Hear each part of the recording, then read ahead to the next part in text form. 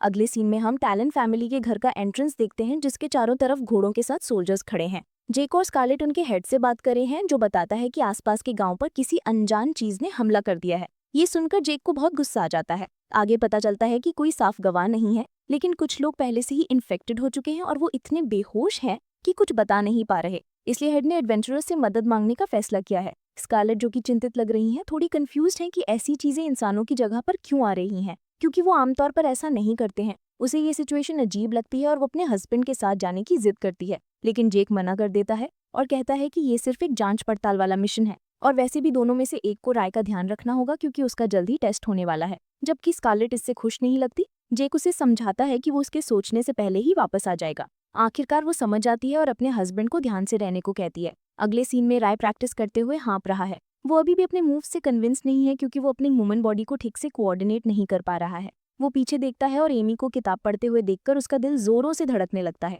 जैसे ही उसे इसका एहसास होता है वो होश में आने के लिए अपने चेहरे पर थप्पड़ मारता है। इसके बाद वो उस लड़की के पास जाता है और उसे बताता है कि आज के लिए बस इतना ही क्योंकि घर जाने का टाइम हो गया है। एमी जो अपनी किताब में इतनी खोई हुई थी उसे पता ही नहीं चला कि कितनी देर हो गई और वो दोनों पहाड़ से नीचे उतरने लगते हैं। रास्ते में राय उससे पूछता है कि क्या उसकी वजह से गांव में लोग उसे परेशान करते हैं, क्योंकि लोग हमेशा कहते हैं कि उसके लाल बालों की वजह से वो श्रापित है। ये सुनकर एमी उसे बताती है कि उसके दोस्तों ने राय के बारे में क्या क्या कहा और ये भी कहती है कि अगर वो ऐसा सोचते हैं तो ये उनकी प्रॉब्लम है, क्योंकि उसके हिसाब से लाल बाल डरावने नहीं बल्कि कूल लगते हैं। फिर वो उसका नाम लेती है और उसे कहती है कि वो एक स्पेशल इंसान है उसके लाल बालों के बावजूद, और उसे जैसा है वैसा ही रहने को कहती है। आखिरी लाइन से उसे कुछ एहसास होता है और उसे गैरी की कही बात याद आती है कि उसे वो करना चाहिए जिसमें वो अच्छा है। ये समझने के बाद वो मुस्कुराता है और एमी को थैंक्स कहकर बाय बोल देता है। घर पहुंचते ही वो स्टोरेज रूम में जाता है और पपेट को लेवल 1 पर एक्टिवेट कर देता है। वो लकड़ी की फर्श पर अपने हाथ रखता है और तलवार को अपने मुंह में पकड़कर पोजीशन लेता है। अपने असली रूप में आकर हमारा हीरो वैसे ही चलने लगता है।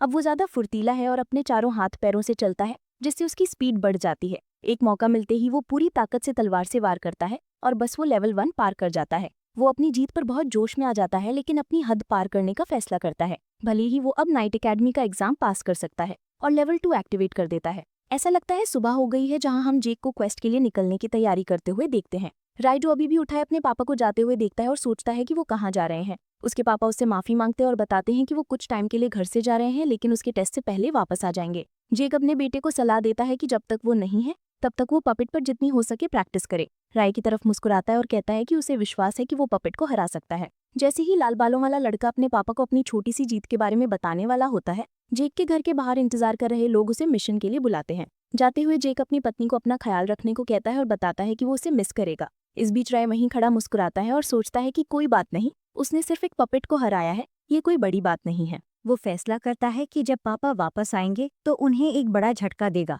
और प्रैक्टिस के लिए पहाड़ों पर निकल जाता है। रास्ते में वो सोचता है कि जब जेक उसे जीतता हुआ देखेगा तो उसका रिएक्शन कैसा होगा।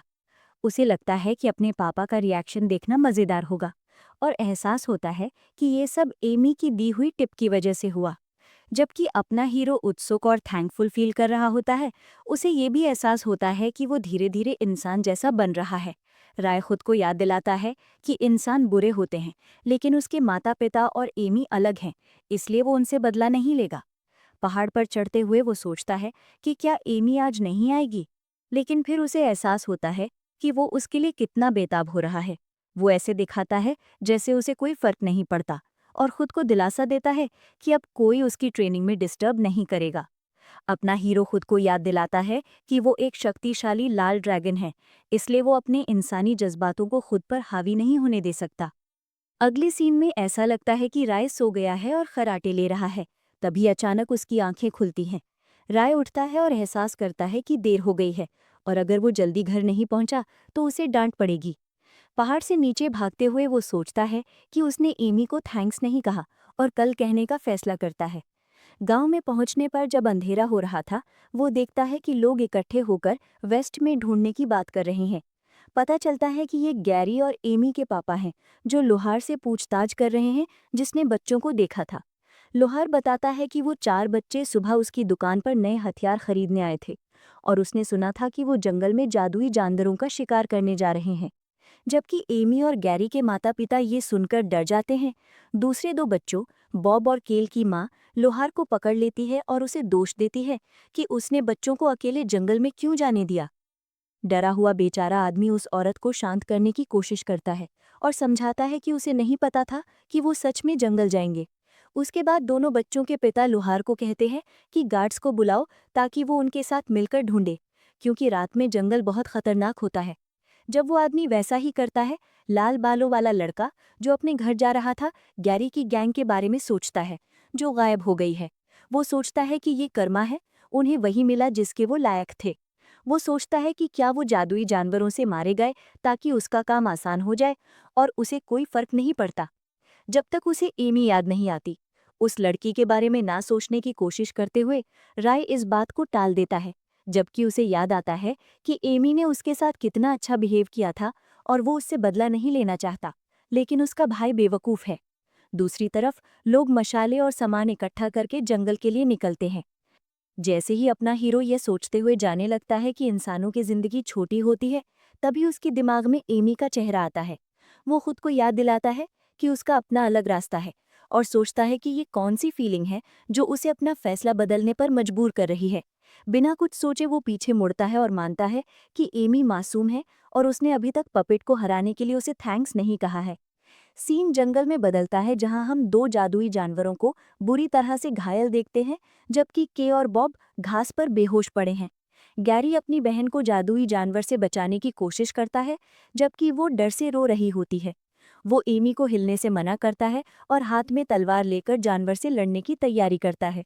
राय जंगल की तरफ भागता है और जैसे ही वो सूंघता है, उसे खून की गंध आती है। जैसे ही उसने सोचा कि एमी खतरे में है, उसे एक मरा हुआ भेड़िया मिलता है और वो उसके पेट पर तलवार के निशान को देखता है जो अभी भी गर्म था, जिससे उसे अंदाजा हो जाता है कि वो आसपास ही है। वो कंफ्यूज हो जाता है क्योंकि वहां के कदमों के निशान सब मिले जुले हैं।